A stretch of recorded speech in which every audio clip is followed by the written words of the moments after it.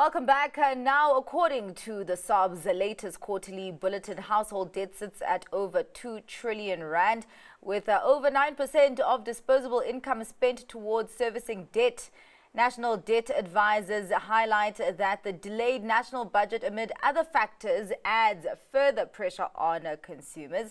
The organization's Group QC and Compliance Manager Dehan Scherman joins us to discuss navigating the uncertain budget. Thank you so much for your time, Dehan. I've been saying that I'm allowed to throw out my budget. If the National Treasury is struggling to make everyone happy in its budget, who am I?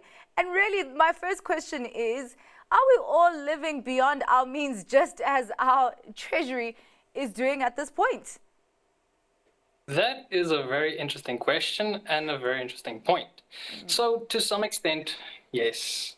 What we've seen is that there's an increase in credit card dependency year on year, and that indicates that consumers are relying more and more on using credit in order to sustain their day-to-day expenses. So we're definitely seeing something to that effect. And usually it speaks to how people are budgeting, same way that our government is budgeting.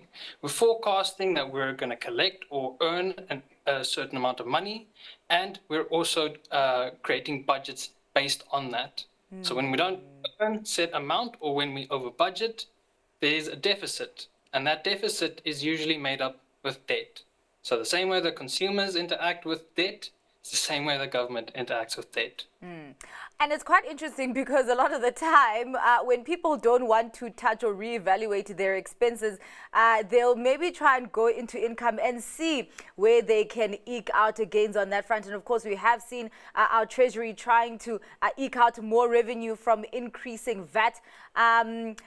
But I mean, obviously, an uncertain national budget leads to our own uncertainty in our budgets. And I'm wondering if they do go through with some sort of VAT hike, how big of an impact that would be for the consumer.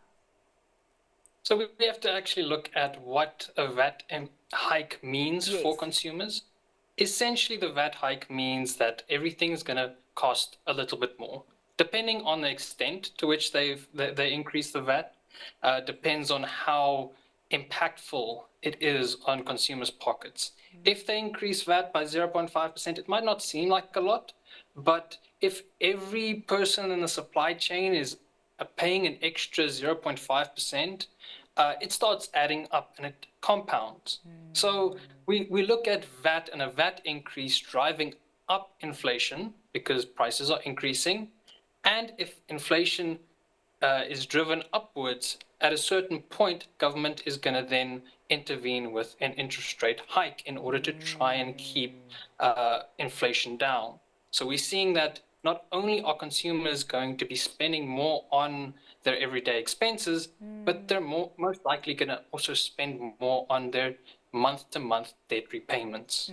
Well, if consumers are spending more, there's a possibility of them spending more on the things that they buy. What should then they be prioritizing in terms of spending, and what should be taking a backseat? So if your debt exposure is substantial, I would suggest focusing on those high interest accounts and trying to settle those high interest accounts as soon as possible, because that's going to save you money in the long run. Yeah. You're also going to have to look at your budget. A lot of people don't actually have a budget. So if you don't have a budget, draw one up, because that's going to give you an indication of how much you're earning, what you're spending, and how much you're spending. And that will also allow you to see where you can cut expenses or where you can reduce wasteful expenditure. Because, you know, buying something, let's say, here and there, might not seem like a lot, but if you look at it over the period of a month, it might add up, and that's where you start looking at cutting those expenses. So look at paying off those high interest loans and that high interest debt as soon as possible, while looking at ways and means that you can cut expenses and move your disposable income into a state where you're either saving or you're investing to grow your wealth. When you said that people don't have budgets, I felt like you were talking to me, you were dragging me directly at Dehan. But anyway, I mean, you talk about people settling the high interest accounts first, But I mean, with consumers still, experiencing kind of a strained financial position, some of them, a lot of them actually can't even make those repayments. What opportunities then should someone who cannot even afford those repayments on a month basis, what opportunities should they be seeking for some sort of relief on that front? So when it comes to the interaction that consumers have with credit providers, I always advise clients to speak to your credit provider about your current situation. If something has happened, if you've lost your job, if something has happened in your life that reduces your earning, speak to your credit provider. Let them know. They're more than willing in most cases to put you on a payment holiday or suspend payment for a certain amount of time. And if you're in a situation where you have too much debt and not enough money monthly to cover that debt, and this is a consistent issue, you may require a debt review.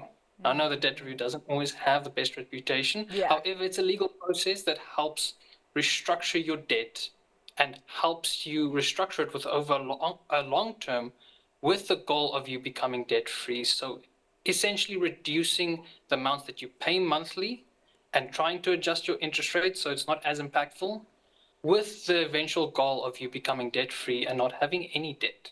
Dehan, I know that saving is imperative, but what conversations and goals should one be having when it comes to setting money aside when they're even struggling to get by every month? That's a very good question. So depending on the consumer situation depends on what approach they should take.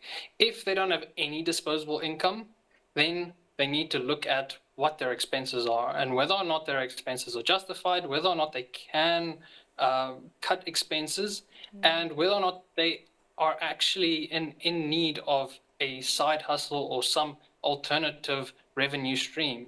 You know, finances is all a numbers game. Yeah. And when we start involving emotion in it, that's where we start struggling to make the numbers move in the direction we want them to move.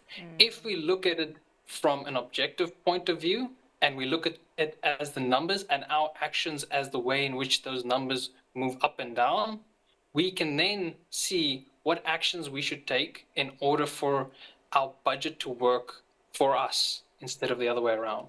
Very important point there that you make, that one should take emotion out of it and just look at the numbers practically. Thank you so much for your time and for your insights there on how we should be approaching our own budgeting. Of course, we do have the national budget coming out on Wednesday. Hopefully we are crossing fingers, and of course more certainty on that means that we are more certain about our own budget. Thank you so much for your time, Dehan. That was Dehan Scherman from the National Debt Advisors.